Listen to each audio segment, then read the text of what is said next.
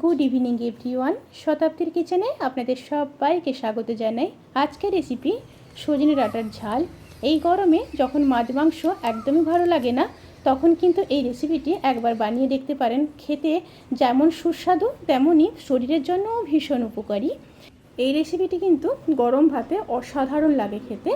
তাহলে চলুন শুরু করা যাক আজকের এই সহজ এবং সুস্বাদু রেসিপি। সজনে ডাঁটা রেসিপির জন্য বেশ কিছুটা সজনে ডাঁটা নিয়ে নিয়েছি। এবার সজনে ডাঁটাগুলোকে কেটে নেব। সমস্ত সজনে ডাঁটাগুলোকে কেটে নিয়েছি। সাথে একটা মিডিয়াম সাইজের আলুকে এইভাবে লম্বা লম্বা করে কেটে নিয়েছি।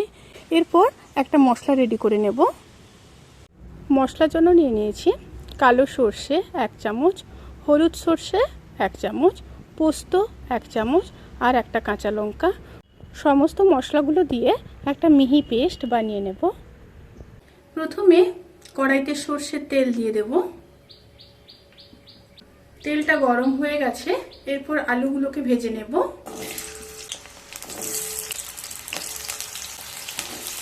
সামান্য লবণ দিয়ে দেব।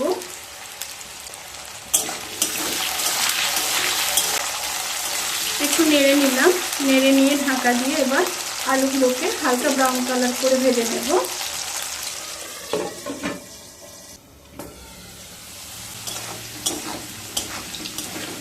আলুগুলো ভাজা হয়ে গেছে, এরপর আলুগুলোকে তুলে নেব।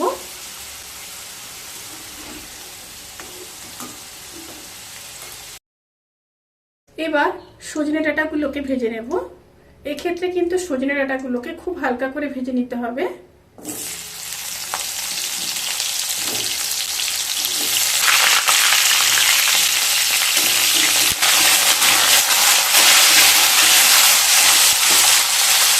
ঢাকা দিয়ে সজনে ডাঁটাগুলোকে হালকা ভেজে তুলে নেব।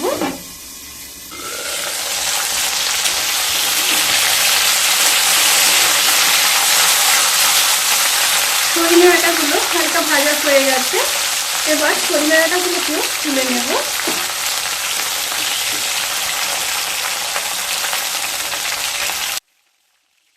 এবার ওই তেলের মধ্যে আরো একটু তেল দিয়ে দেব। দিয়ে 1/2 চামচ কালো জিরে দিয়ে দিলাম। এবার কেটে রাখা একটা বড় সাইজের পেঁয়াজ দিয়ে দেব। সাথে দুটো চেরা কাঁচা লঙ্কা দিয়ে দিলাম। পেঁয়াজগুলোকে হালকা ভেজে নেব। পরিমাণ মতো লবণ দেব। আমি কিন্তু আলু ভাজার সময় লবণ দিয়েছিলাম, সেই অনুযায়ী আমি এখানে লবণ দিচ্ছি। আর দিয়ে দেব 1/2 চামচ হলুদ গুঁড়ো। আর সাথে 3টা ছোট ছোট টমেটো দিয়ে দিলাম। কাঁচা পাকা টমেটো আমি এখানে ইউজ করেছি।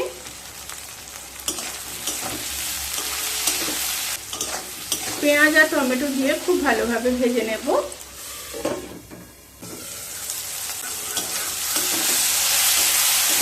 পেঁয়াজ আর টমেটো হালকা ভাজা ভাজা হয়ে এলে ওই সময় দিয়ে দেবো 1/2 চামচ লঙ্কার গুঁড়ো।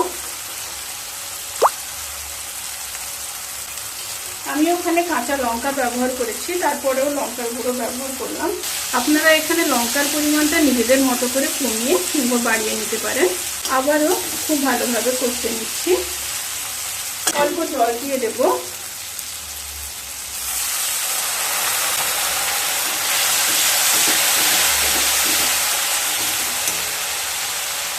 আবারও ঢাকা দিয়ে খুব ভালোভাবে কষিয়ে নিয়ে তারপর ফিরে আসছি।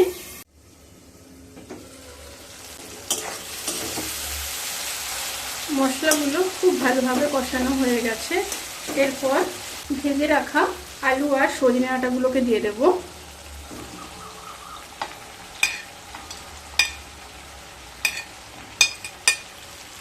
দিয়ে খুব ভালোভাবে মশলার সাথে মিশিয়ে নিতে হবে। মশলার সাথে মেশানো হয়ে গেছে, এরপর পেস্ট করে রাখা মশলাগুলোকে দিয়ে দেব।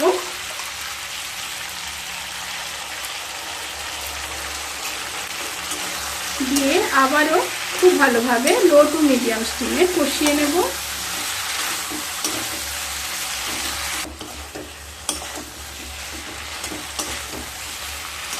কয়েক সেকেন্ড খুব ভালোভাবে কষিয়ে নিয়েছি।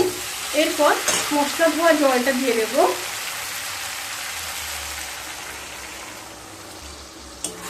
আবারও নেড়ে নেব।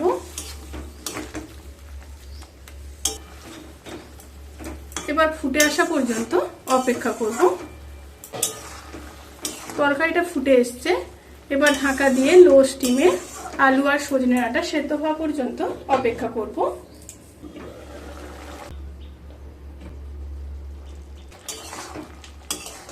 রান্নাটা প্রায় হয়ে এসছে। এবার নামানোর আগে হাফ চামচ চিনি দিয়ে দিলাম টেস্ট ব্যালেন্স করার জন্য। আপনারা যদি না চান তাহলে কিন্তু স্কিপ করতে পারেন। আর যেটা দিতে হবে অতি অবশ্যই সর্ষের তেল। কিছুটা সর্ষের তেল দিয়ে দিলাম। এবার নেড়ে নেব। নেড়ে নিয়ে সমস্ত উপকরণগুলোকে আবারও খুব ভালোভাবে মিশিয়ে নিয়ে 30 to 40 সেকেন্ড আবারও রান্না করে নেব।